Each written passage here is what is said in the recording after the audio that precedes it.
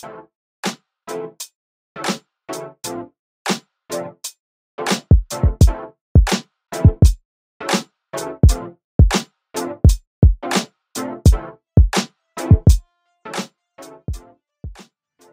there a better way to start your morning of fishing than grabbing some Casey's breakfast pizza? I don't think so. What's going on, folks? I'm Suburban Angling, back out here doing some more river fishing for you guys. Started my morning off right, got myself some Casey's breakfast pizza, waited like 15 minutes in line for, I guess this is the most popular Casey's in the freaking Midwest, I don't know. But anyways, we're out here trying to get some river smallmouth for you guys, and we're doing some content that's gonna be super relatable, so make sure you guys stay tuned, all right? This is gonna be the kind of video that when you guys watch, you're gonna be like, dang, I could go do that right now. So sit back, relax, and enjoy. Stay tuned, because you're in for a banger.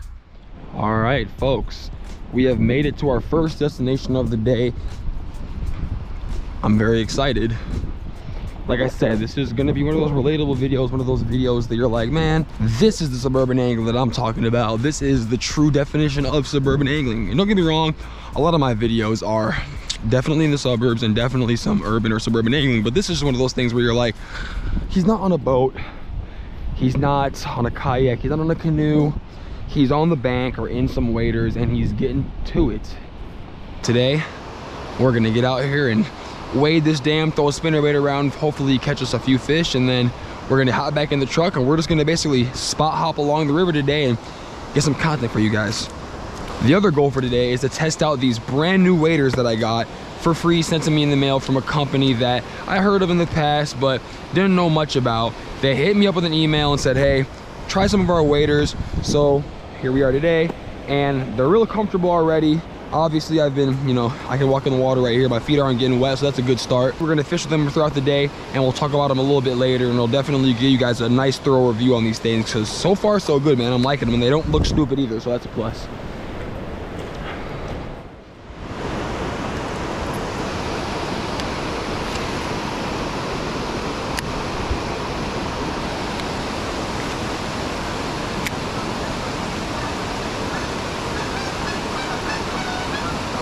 All right, folks, so far so good with these waders. These are actually gonna be the Hisea, H-I-S-E-A. I don't know how to say it exactly, but that's the brand of waders they are. You can find them on Amazon. I'll have links down below to the description. Obviously, you know, I'll have my full opinion on them at the end of the video. This is my first time using them, but like I said, so far so good. I am pretty dry and warm, and this is some 40-degree water temps, so I'm pretty happy with them.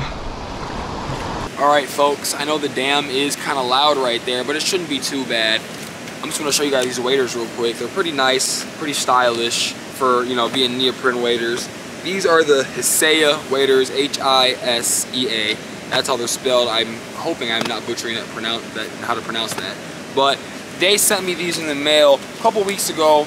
So far, so good. You know, I've only been wading here for about 30 minutes, but none of the seals have broken, and I'm super dry, and this water is like 39, 40 degrees. So if I was wearing my normal, you know, just the neoprene sock, like, you know, summer breathable waders, I would be freezing right now. So these things are definitely doing the trick. They don't look too stupid either. You know, a lot of those big, you know, neoprene waders, those duck hunting waders, they sometimes look a little bit too bulky. I think these look pretty slick. I'm about 6 foot, 6'1", 160 pounds. I'm wearing the extra larges right now, which you think would be too big, but they actually say to give yourself a little bit more space so, you know, you can move around freely and stuff, and I definitely think that was the right choice.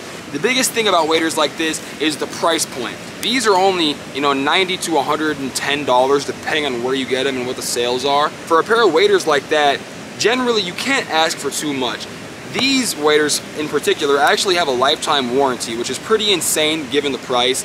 And obviously, you know, they're not gonna last you a lifetime. But the nice thing about that is, let's say you do spend your, you know, hard-earned money on something like this, a year or two later, once the seam starts to mess up or you pop a hole in them and it's something that you can't, you know, repair yourself, you can send it back and they'll work out a warranty with you. Anyways, I'm gonna stop talking because I actually want to get back in the truck and head on to the next fishing spot because I'm tired of talking about waders. I actually want to get in the water and wade and catch a smallmouth. Let's go. All right, folks, I'm pretty satisfied with this spot. I can already tell with the way the water temps are and how shallow the dam is right now, anything that's in there we didn't catch, and usually this spot's pretty automatic. And the way that this dam sets up and how the fish have to get here, it might just be too cold for fish to really start making their way up to the dam quite yet.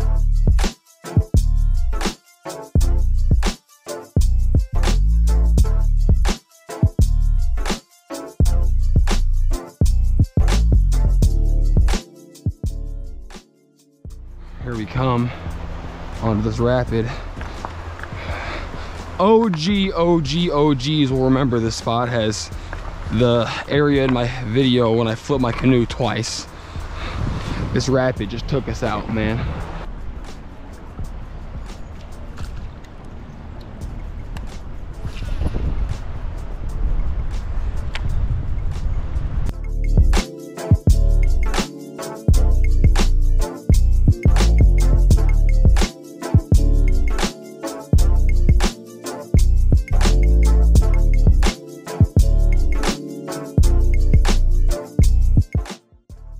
Folks, well, it looks like spot number 2.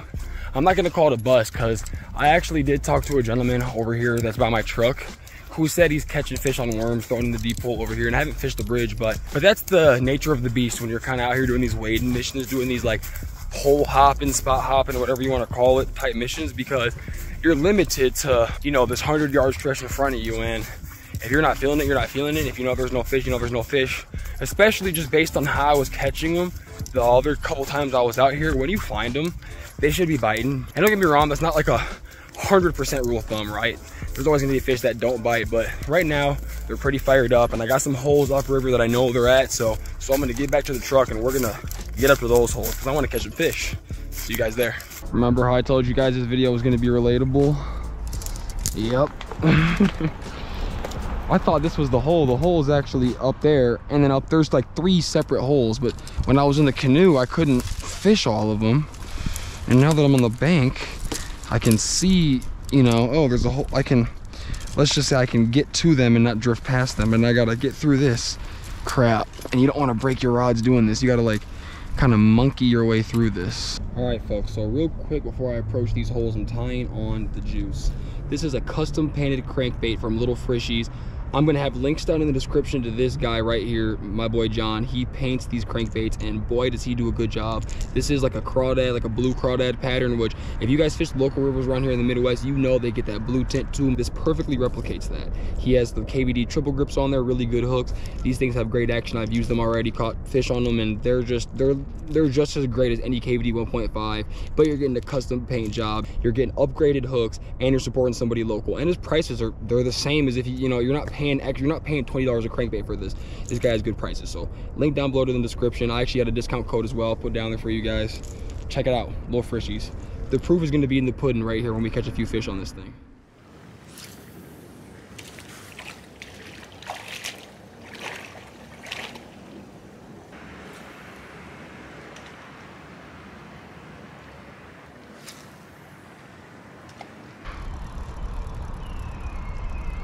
Oh, that eagle is going nuts. Oh, I just had a fish. Oh, I got a fish. Yep, got one on the Frishies crankbait, folks. I was trying to point out, look, got a nice fish on this crankbait.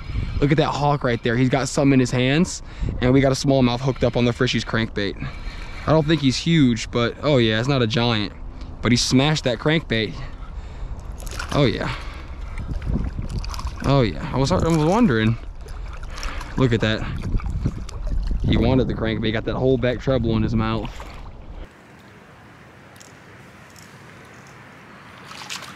Breaked out little smallmouth. Check that out, folks. On that Frishies crankbait. You think he wanted that? He had that whole back treble in his mouth. You know he inhaled that whole back of the bait. That's a little brick, dude. It's a little fatty. Let me get him unhooked and show you guys. That's a nice start right there. A little keeper, 13-inch fish. He's a fat little stocky fish though. He's got that build where like he keeps on that track. He'll be a 4-pounder one day. Let's toss that one back. All right, let's give little buddy a nice release. 40-degree water temps, smashing crankbaits, baby. Look at him, he's pissed. He's pissed. So there was some fish along this bank last time.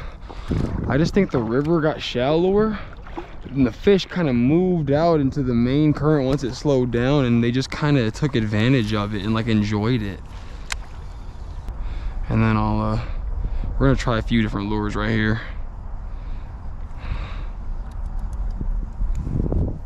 See if we can't trick something.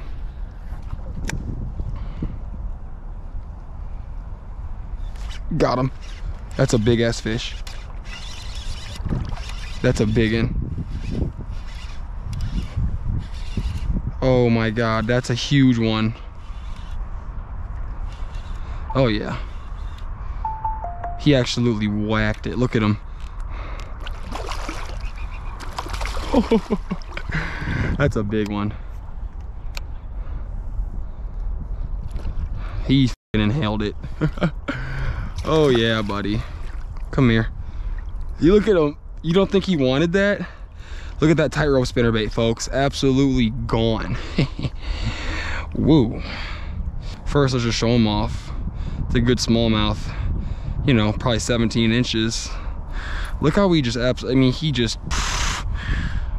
like, just took that spinnerbait and said, yup, I want that. All right, folks, we got the tightrope spinnerbait. One of my last videos, I showed this thing off at the fishing show. These are beautiful spinnerbaits, man. And obviously, they catch the snot out of some fish. Let's toss this one back. What are you doing, bud? There he goes. Awesome. All right, folks. I'm gonna go to one more spot real quick, hop in the truck and get on my way there. Hopefully we can catch a few more fish for you guys, but if not, you guys saw we got into some nice action down there on the fish cheese crankbait, throwing that tightrope spinnerbait around, and I want some more action. So we're gonna go hit one more spot on the way back towards my house, maybe even two. So, you know, I'm feeling myself today, so let's see what we can get into.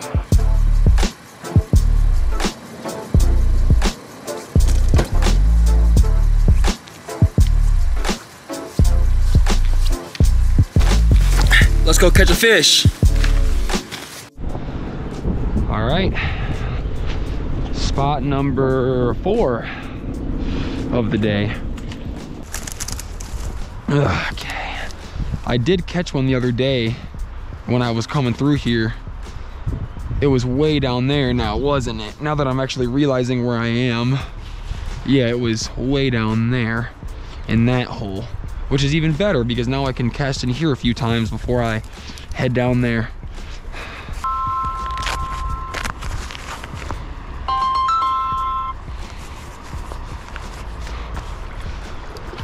Darn scam call interrupting me. See, like there's a little eddy in the middle of this current. That's where like there could be a fish. Oh my God. That is a nice fish that just swacked me in that current, guys. That's a good one too. That could be actually a big fish. Oh yeah, oh my God, yeah. Oh yeah. Right off the edge of that current out there. He absolutely throttled it. Just a big one. Whacked it, inhaled, gone, digested. I'm just gonna grab his back instead of trying to grab his lip. Look at that. Dude. Look how he just absolutely just crushed that tightrope spinnerbait. That thing is gone. Shout out to Tightrope Fishing for just making a great bait. We're gonna pop this hook out. If I can get to it. Boom. That's what did him in right there.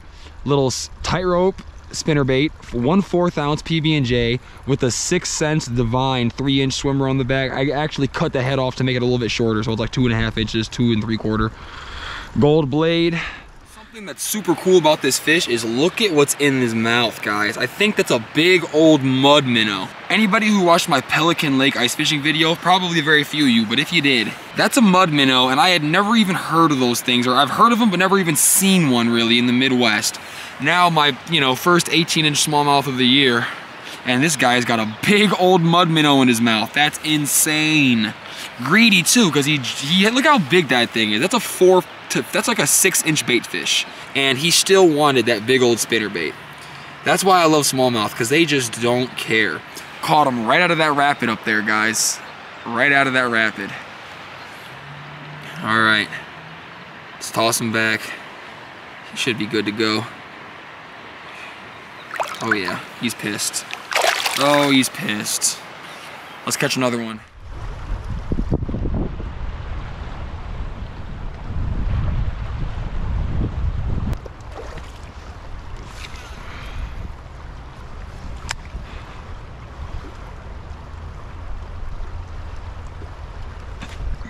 Got hammered. Not a huge one, but he absolutely just smoked it, dude. He absolutely just wailed on that thing.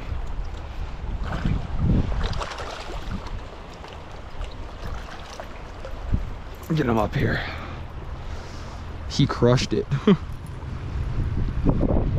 Again, spinnerbait, baby. That March, April time, vibration and blades, you know, underspin, rattle traps, spinner baits, chatterbaits, those things go off. And that's what I'll leave you guys with right there, is that spinner bait next to that smallmouth. Let's cast in there and catch another one, because that was my first cast, like actually across the entire thing. Probably could catch another one. Just throw him back. All right, folks, that's gonna do it for me in today's episode of Suburban Angling. Obviously, the main goal of the video was kind of to show these waders off and obviously go catch some fish too, but mainly so I can get out here and use my new neoprene waders that Hisea, I believe I'm pronouncing that right, sent to me.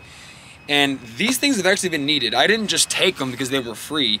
When they sent me the email, I was like, dang, I actually need neoprene waders because I love to go wade and love to go fish the rivers early in the season like this. I mean, we're in February, the water's cold. But, you know, my normal neoprene sock, like breathable waders, they just don't cut it in this weather.